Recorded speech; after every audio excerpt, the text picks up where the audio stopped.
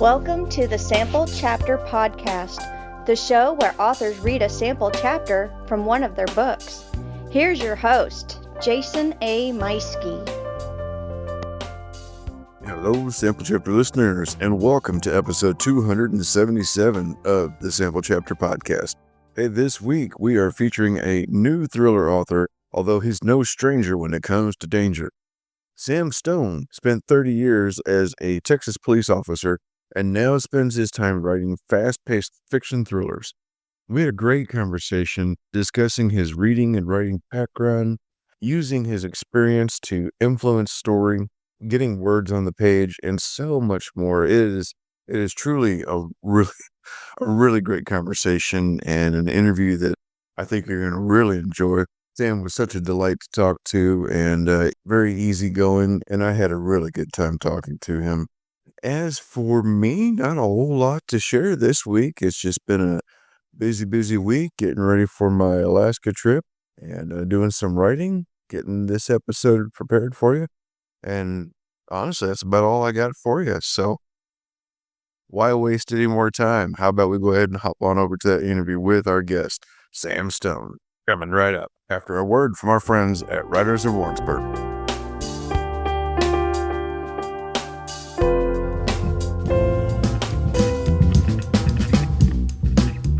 Calling all wordsmiths and storytelling aficionados. Mark your calendars for June 21st, 2025, as the Writers of Warrensburg host their annual Writers' Workshop at the Trails Regional Library in Warrensburg, Missouri. This full-day event, running from 9 a.m. to 3 p.m., promises a blend of inspiration, education, and community for writers of all levels. Some workshop highlights are the dynamic presentations. Gain insights from seasoned professionals such as Dayton Ward and Kevin Dillmore discuss the art of collaborative writing across various media. Sally Bernethy, USA Today, best-selling author, shares her expertise on editing manuscripts to perfection. Stan C. Smith explores the intersection of writing and AI, offering strategies for ethical and effective integration.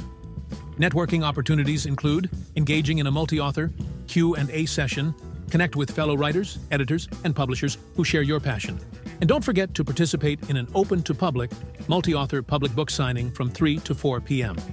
Registration is $40, covering all sessions and refreshments. Spaces are limited to 35 participants, so secure your spot by June 15th or before slots fill up. For more details and to register, visit writersofwsbg.weebly.com. Don't miss this opportunity to elevate your writing journey. Join us for a day of creativity, learning, and literary camaraderie.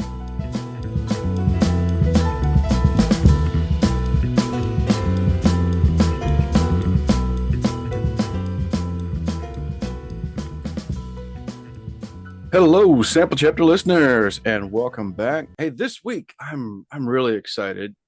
We are heading down to Texas to talk with Sam Stone.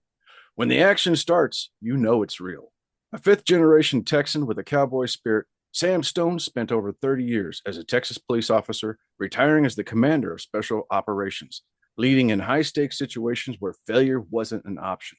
Coming from a proud, patriotic military family, he writes with an authenticity that can only come from lived experience. Now he calls the Texas Hill Country home, where he lives with his wife, his love in his life and all others, and their two loyal dogs. And ladies and gentlemen, help me welcome to the show, Sam Stone. Sam, welcome. Hey, Jason, thank you for having me. I'm fired up. I really appreciate the opportunity to get on and have a good conversation with you. Yeah, I'm excited too. This is really cool. It's funny. I have all sorts of books on the show, and I realize I don't get a whole lot of real action, just flat out military action kind of books. So I know I've got a crowd that looks forward to that when they come on. So this is special, and I'm glad to have you here. Well, thanks again. I look forward to it.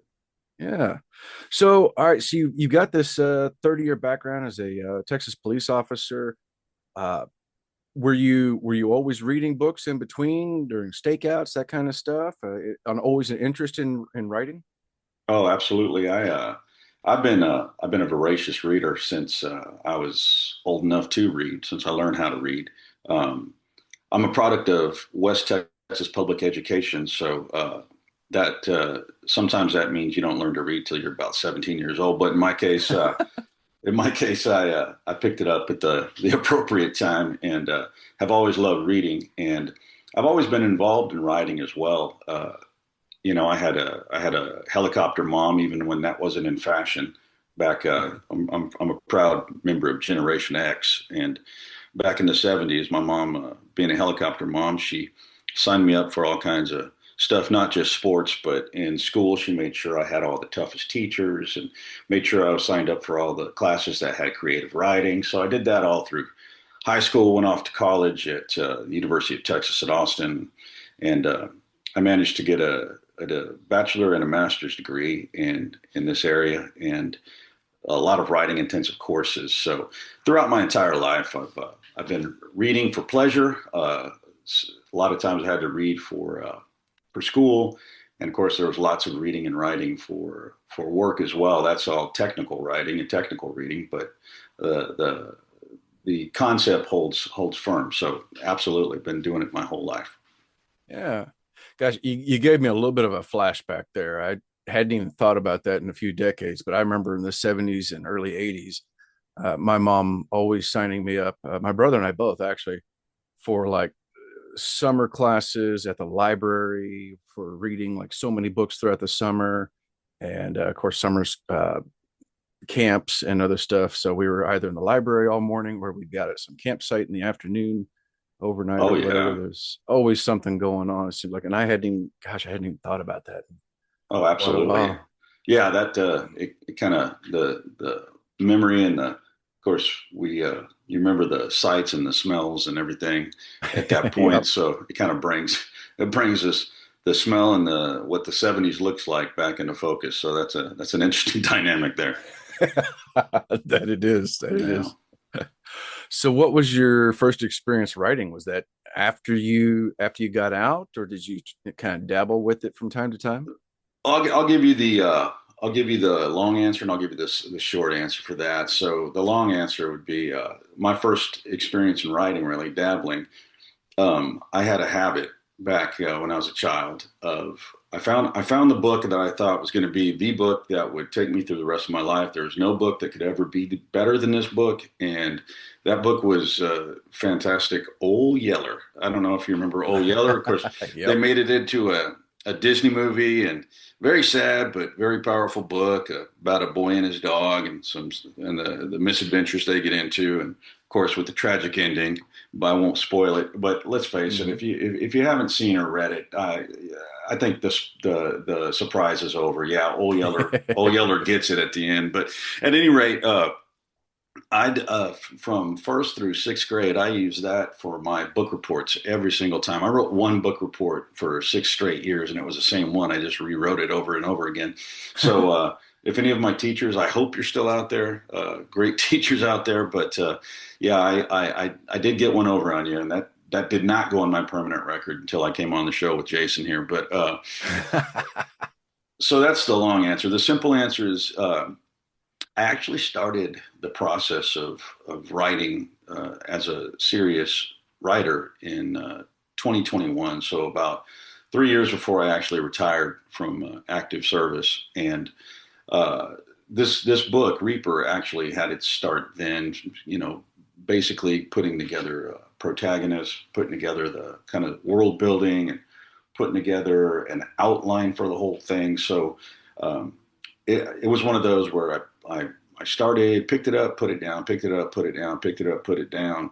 And once I retired, I said, well, I'm going to pick it back up, but kind of to knock the cobwebs off and kind of grease the joints.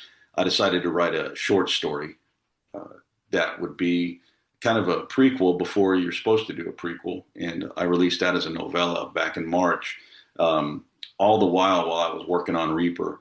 And that brings us up to here. So over the course of the last now 4 years, I've been taking it a lot more seriously and kind of set this whole process in motion. Okay. Well, that's cool though. I mean, that's actually a common thing I've heard from a lot of people. I'm one of them. I dabbled in writing all my life, just never got serious about it until I found out I was going to be a grandpa. And then Oh all of a sudden yeah. it was like, yeah. And then it was like, oh crap, man, I wanted to be I'm supposed to be a famous writer by now. Right. The great American novel. Where is it? Exactly. Yeah. And I'm like, all Yeah. right, well, nobody wrote it for me. So I guess Yeah. I better do it. Yeah, and it's I think a lot of writers listening, whether they're a published author, whether they just dabble in it, whether they do it for fun, whether they just write, whether they journal, whatever their forum or platform or format is, I think that this might be common to a lot of people in this uh, in this hobby profession, whatever you want to call it, that you want to get started, but there's a number of hurdles to cross. First is the that little voice in the back of your head, that fear says, "Hey, can I really do this? This is hard. This isn't easy, or everybody would do it, right? And if it was easy, everybody would do it and be prolific, like someone like John Grisham or James Patterson or Stephen King. They'd just be cranking them out, and everyone they cranked out would be an absolute knockdown, drop dead bestseller, right? Mm-hmm. So you got that hurdle, that can I do this? Can I really do this and finish what I start? Because I don't want to leave something undone. And then the apprehension of putting yourself out there. Okay, now all my friends, my family, the people that I've worked with, the people that I just know, they're gonna, at some point, even if I use a pen name, they're gonna know it was me, and I'm gonna have to stand by this. And am I gonna be embarrassed? Is this gonna be something where people whisper about me? And once you get past those hurdles and you realize that, okay, yeah, I can do this. All I got to do is stick with it. I mean, how much has been written before me, and the stakes aren't that high right now. I'm going to go and do the best I can, put my best foot forward, and I no matter how long it takes me, I'll get this thing done. And secondly, you get to a point where you say, it's so what? So what if everybody knows it's me? And so what if some people don't like it? And so what if it doesn't set the world on fire? I'm doing this for not just external reasons so that I can develop an audience and hopefully people enjoy my work, but for internal reasons. I want to do this for me because this is something that I have inside me. I feel compelled to get it out in the written word, and I'm going to go ahead and launch this thing. So I'm willing to bet that there's a lot of people that would be listening that might have some similar experiences to that. Yeah, yeah, and I think that's very well said too, because I think way often I listen to a lot of other writing podcasts, and of course, maybe 50% of the advice that people are talking about is, well, let's just uh, write to the readers. They got to write what's hot right now, so that way you can make money and make money.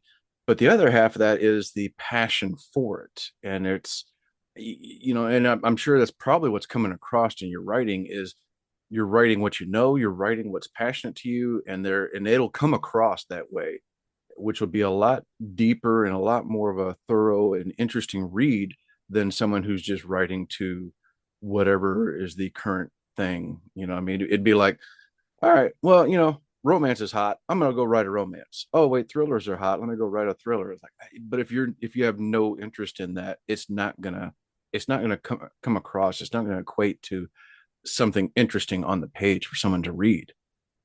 Yeah, I see exactly what you're saying, and that never even popped in my mind, to be honest. And not throwing stones at people that do that. That's fine. There's a niche for that, I'm sure. Mm-hmm. That said, if I was writing anything but what I am passionate about and I enjoy reading, and if I was writing, like you say, to the trends or what's hot, well, I think that would show. I think that would, I wouldn't care about the product, and I believe that would show. And I don't believe anybody would be uh, interested in reading something from someone who just doesn't really seem to care about it. So, it reminds me of a couple of quotes, and again, I'm sure I'm not alone in this, but I kind of the tops for me is pretty much Hemingway. I'm sure that's pretty common, but Mm. one of his favorite famous quotes, and when I actually did sit down to get serious about this, he said that writing is simple. All you do is sit down at a typewriter and bleed. And I love I love that quote. He's right. Yeah. And you got to be willing to do that, right? You got to have the passion to do that. If you're not writing about something you're passionate about, well, you're not going to bleed. You're just going to sweat, and that's not what people want to read. They don't want to read about just your sweat. They want to read about what you bleed for. So that to me is the reason why you do it, and how you get into it and why. Yeah. Yeah, I agree. And I love that quote. I've got that. I used to have it hanging up. Right. It was something I could relate to because there was times where it just felt like, oh my gosh, I'm just getting more words on the page is just agony. And I finally Yeah. figured out a way to just kind of disconnect that critical side of my head and stop trying to rewrite as I wrote and Right. just vomit the words on the page and then you can edit later. Oh And yeah. Yeah. once I got that technique down, it just started going a lot easier. Yeah. Some days you can't. Some days you can't get 500 words out, and if you do struggle and agonize and write that 500 words, and sometimes you'll read them back and say, well, that's just nothing but gibberish. And then some days you can't shut your mind off, and you run out of hours in the day before you run out of words on the page. So yeah, I hear you. And sometimes it is bleeding, right? Yeah, absolutely. Absolutely. Uh, Tell me about so in your book, your series, you've got the Task Force Raven thrillers with Reaper coming out now. What were your influences? I mean, I'm gonna guess a lot of this came from some of your own experiences, or just kind of like, yeah, I remember this, but I want to tweak it a little bit and make it your own sort of thing. How much of this came from your own experience? Well, sure. A lot of it did, right? Mhm.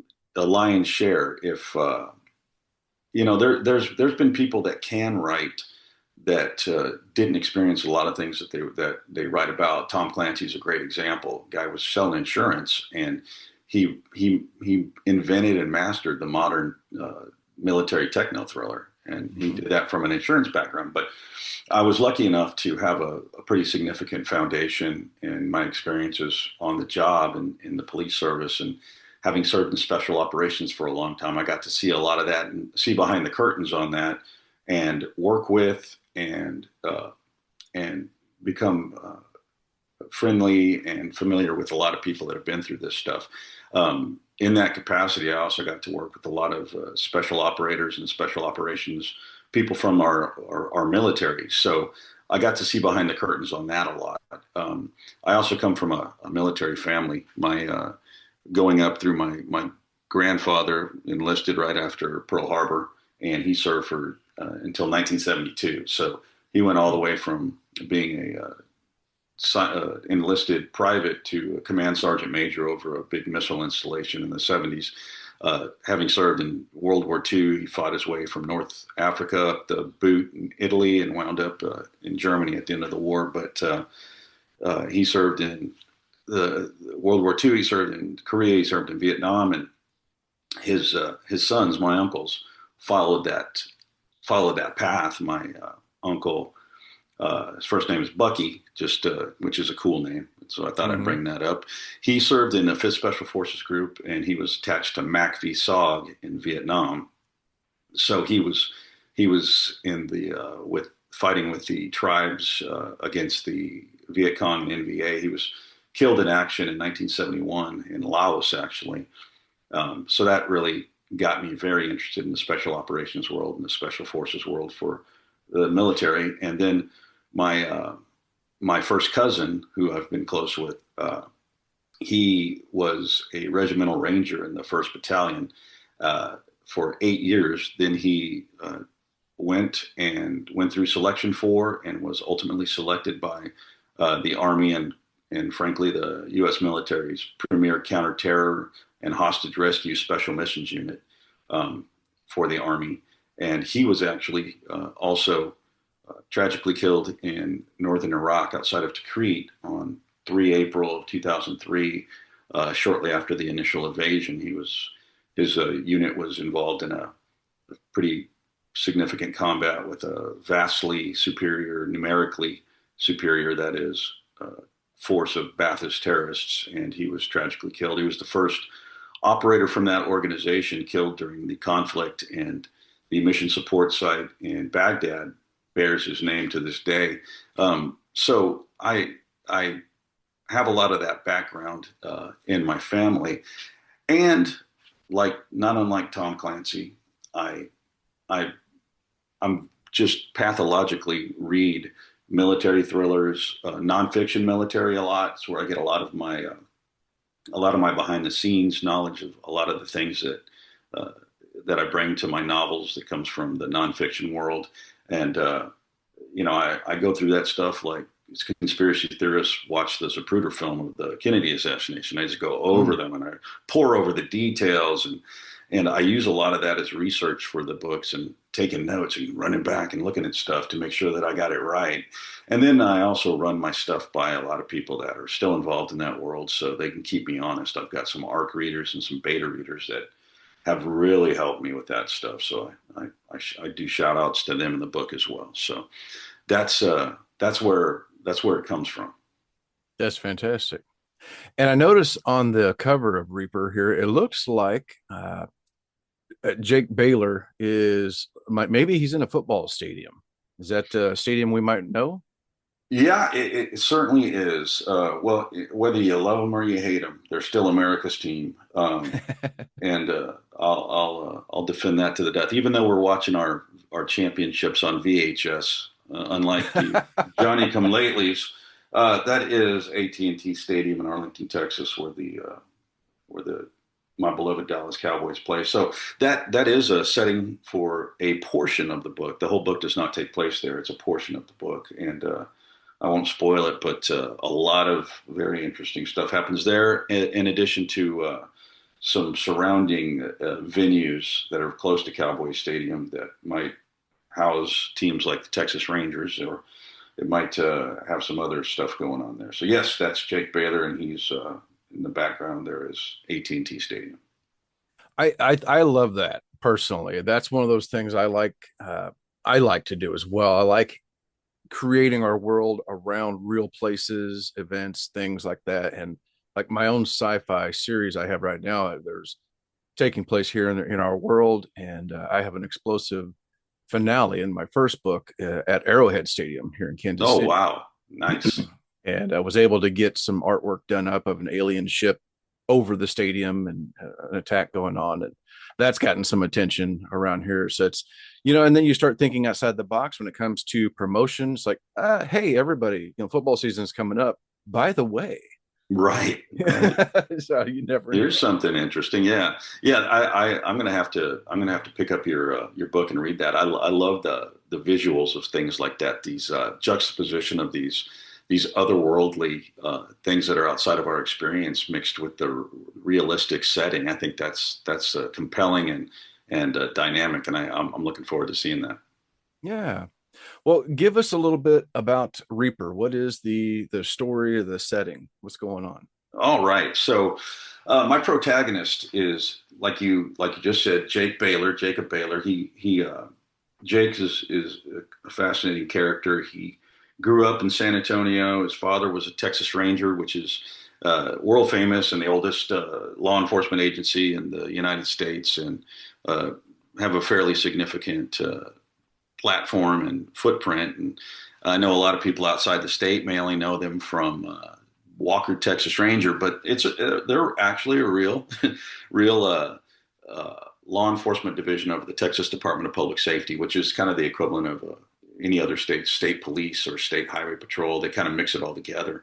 And the Texas Rangers are a select elite group of investigators for the Texas Department of Public Safety. But a number of years ago, are you still there, Jason? Yeah, I'm here. I'm sorry, my computer lost you, but I'm glad we're still linked up. A number of years ago, Texas Rangers took under their umbrella the Special Operations Division for the Texas Department of Public Safety. So they incorporated all their SWAT units and all of their special activities units, their boats, their helicopters, all that stuff. So with that as a background, Jake, his dad was a Texas Ranger. So Jake went to University of Texas at Austin, which is similar to me, although I wish I was Jake Baylor, but I'm not. And he went through ROTC and managed to be selected for Special Forces. Spent a number of years in the U.S. Army Special Forces in the third Special Forces Group. Over the global war on terror, at some point he had his fill, wanted to stay closer to home, and decided to transition from active duty into the National Guard component of the 19th Special Forces Group, which is in Camp Bullis in San Antonio. So, and then he joined the Texas Department of Public Safety, so he was able to be selected for Texas Rangers, in addition to maintaining his Green Beret with the 19th Special Forces Group in a part-time fashion. So that's my protagonist, and he runs a task force that the Texas governor has commissioned called Task Force Raven.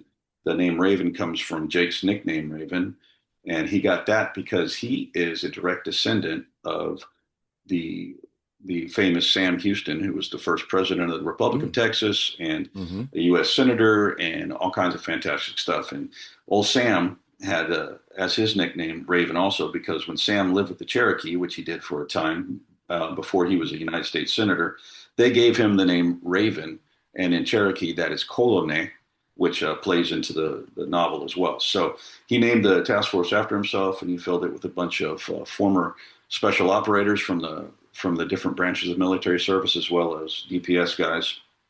And they're charged with counterterror and all special missions within the state, which brings us to the action in Reaper, where a cartel-backed terror group from ISIS, using the cartel to get access to weapons and access into the United States, the southern border, they conduct a series of attacks throughout the state of Texas.